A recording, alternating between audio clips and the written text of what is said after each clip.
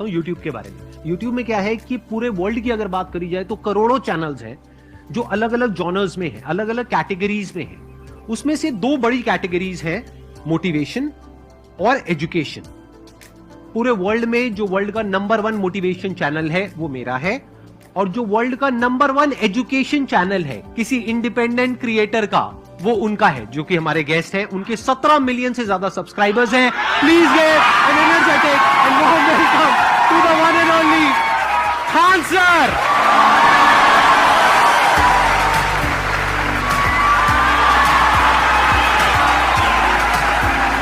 क्या हाल चाल जी, कैसे हैं आप?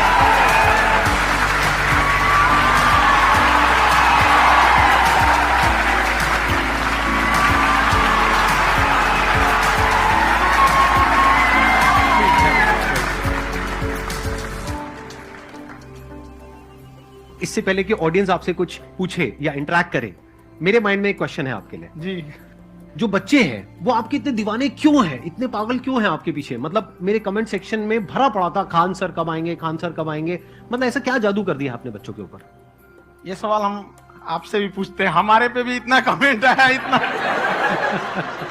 मेरे तो ऑफिस में लोग चले आए कि सर कब जा रहे हैं। अच्छा। क्योंकि हम लोग का तो एग्जैक्ट है, वही पढ़ाना है। हाँ। तो देखिए, हम लोग का मेन है कि बच्चों को जो जरूरत रहती है कि अगर लड़का पढ़ने आ रहा है ना, उसके मन में कोई डाउट ना रह जाए। हम उसको कहते हैं कि हम तुम्हें पढ़ा रहे हैं, दम है तो भूल के दिखाओ, याद करके नहीं।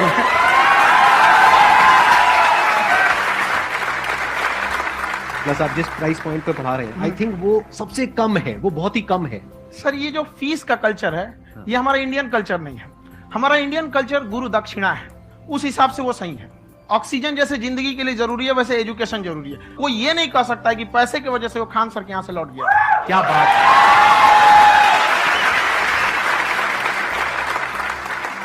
मैंने देखा कि आपका ये जो चैनल है कि ये पिछले 3 साल के अंदर अंदर ही ग्रो किया है। हमको जब चैनल शुरू हुआ तो ये एक दिन में हम 4-5 वीडियो बनाए। एक हमको कुछ आता, आज भी नहीं आता इतना, तो हम देख के कैमरा उमरा तो हम कंफ्यूज हो गए, बाप रे। तो हम एक ही दिन में वीडियो शूट किया, पढ़ाने वाला टॉपिक था हमको। उसके बाद कभी वीडियो नहीं, 6-7 वीडियो एक ही बार शूट कर लिए। और एक जो थे जिनका कैमरा वगैरह था, मेरे पास कैमरे भी नहीं थे उस टाइम, और कैमरा 35,000 का था, तो 6 महीना इसी में लग गया, जो 35,000 इसी में फंस जाएगा। तो उनके कैमरे से शूट किए, उन्होंने कोई चार्ज लिया, उसके बाद हम छोड़ ही दिए। लॉकडाउन लगा, तब हम कहें आप कैसे पढ़ाएंगे, तो 1 दिन 2 दिन करते करते अचानक लंबा हो गया। तब हमको याद आया कि ओहो, मेरा एक चैनल भी है वहां पे। तो उस समय उस पे लगभग 30,000 सब्सक्राइबर हो चुके थे। तो जैसे लॉकडाउन लगा तो उस पे पढ़ाना चालू किया, और पता नहीं क्या लोगों को पढ़ाई में इतना इंटरेस्ट आ गया कि आपका स्टाइल ऐसा है थोड़ा सा। आप आई थिंक पढ़ाई के साथ साथ में जो बीच बीच में आप थोड़ा बहुत छोड़ते रहते हैं ना, मतलब जो एंटरटेनमेंट चलता रहता है। ये बात हम देखिए, जब हम गुलाम थे ना, तो अंग्रेजों ने एक चाल चला था कि भारत को हम फिजिकली गुलाम रखेंगे 100-200 साल, मेंटली 1000 साल कर देंगे। उन्होंने पढ़ाई का मॉडल चेंज कर दिया। उन्होंने ऐसा डिजाइन किया कि टीचर की रिस्पॉन्सिबिलिटी है वो पढ़ा के चला जाए। टीचर की रिस्पॉन्सिबिलिटी यहां खत्म नहीं हो जाती है। पढ़ाना तो कोई भी पढ़ा सकता है, टीचर की इससे बड़ी रिस्पॉन्सिबिलिटी होती है उसे समझाना। वो समझा कि नहीं समझा। अगर लड़का आपके समझाने के बाद डाउट रह गया तो ये आपकी गलती है। लड़का हमसे पूछता है सर इतनी भीड़ है आपके पास, तो कहते सर डाउट कैसे पूछेंगे? हम कह रहे यार तुम्हारा डाउट बचेगा तब ना पूछेगा तुम डाउट यहाँ पे।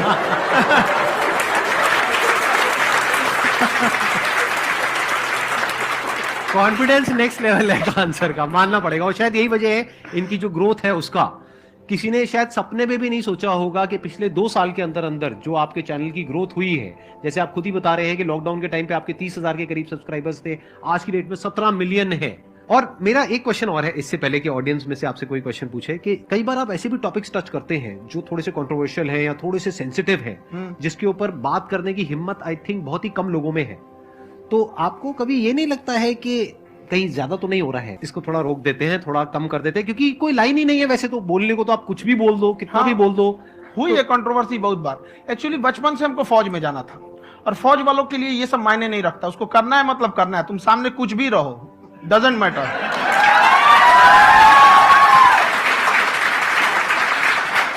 और मैंने YouTube पे देखा कुछ वीडियोस में कि आपका जो इंस्टीट्यूट है वहां पर आज से कुछ साल पहले कुछ बम गिरे थे? हाँ, कुछ गिरे थे, कुछ तो बहुत सॉलिड जगह गिरा था, फटा नहीं वो। मतलब आपके आसपास? हाँ, बम को भी पता है कि टीचर की इज्जत किया जाता है।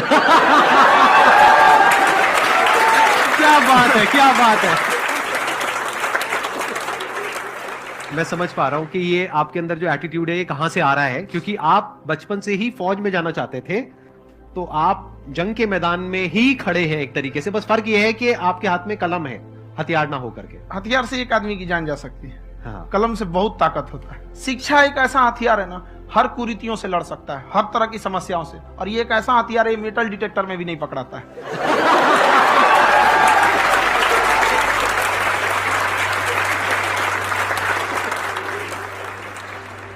मेरा क्वेश्चन ये है कि अभी प्राइवेट ऑर्गेनाइजेशंस में पीटने का, पनिशमेंट का ये सिस्टम जो है खत्म हो गया है।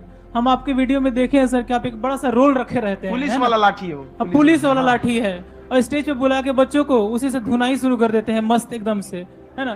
तो सर मतलब कि बच्चे मतलब कि डरते नहीं हैं आपसे, और इस तरीके से कैसे कनेक्टेड हैं आपसे, है ना? और एक और क्वेश्चन सर, यूपीएससी का जो आप अपना बैच स्टार्ट करने वाले हैं, ठीक है, उसके बारे में बताइए सर, क्योंकि मुझे मतलब कुछ इशू करना है सर, ठीक है? और संदीप सर को देख लिए, मेरा तो वैसे ही हो जाना है।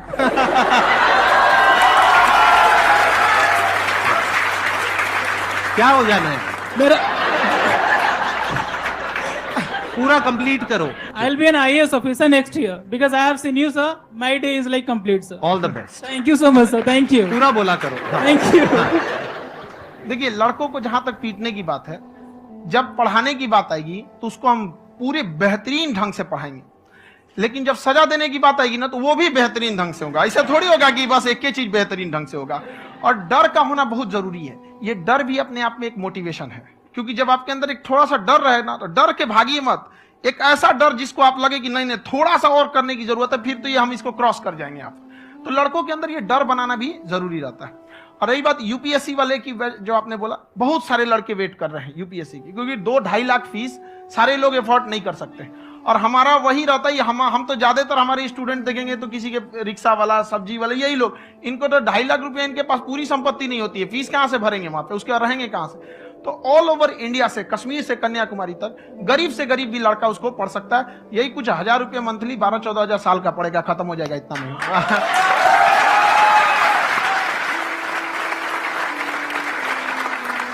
ये जो डंडे वाली बात इन्होंने कही, ये सच है? मतलब आप हाँ, सच में सच एक में। डंडा रखते हो पुलिस का ही है वो। और मारते हो? हाँ, कि मतलब अगर कोई लड़की छेड़ता है या ऐसा कोई भी उल्टा नहीं, पुल्टा काम पढ़ाई करता लिखाई है, कुछ भी गलती करेंगे तो पिटाएंगे वो यहाँ पे, कैमरे पे, ऑन कैमरा, जैसा भी रहे, कुछ भी पिटाना तो उनको फिक्स है। एक तो कोई मतलब विधायक जी थे, उनके लड़का को पीट दिए, तो चला है दल बल लेके अपना वहां पे। उसने घर पे नहीं बताया था कि सर ने पीटा है, बस बोल दिया कोचिंग में पीटा है। बाद में पता चला हम पीटे हैं, तो उसके पिताजी मेरे सामने और पीटे।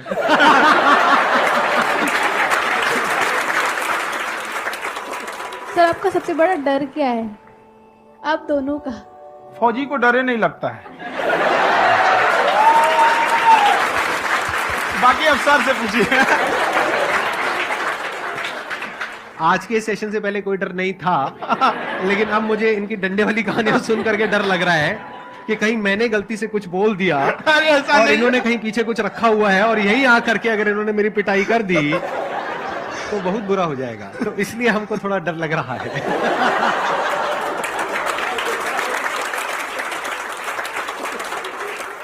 आपकी डेली कितने घंटे क्लासेस होती हैं? 6-7 घंटे। अभी भी खुद ही करते हो आप? हाँ, खुद ही हमारे classes स्टाफ करते हो? परेशान रहते हैं। हम 1:30-2 बजे सोते हैं, सुबह 6 बजे उठ जाते हैं, परेशान रहते हैं। यार इतना क्यों करते हो, है ना? कभी क्योंकि उनको भी साथ साथ लगना पड़ता है ना। उनको साथ साथ लगना पड़ता है। हम जग गए तो कोई सोया थोड़ी रहेगा, परेशान रहते, दिन में सोते ही नहीं है बेचारा, कहीं कहीं जाके सोते रहता है। तो हम सीट बांध दिए कि भाई तुम इस समय सो जाना, तुम इधर सो जाना। आपकी शादी हो गई या नहीं हुई अभी? मेरी खुशहाली देख के आप आइडिया लगा सकते हैं।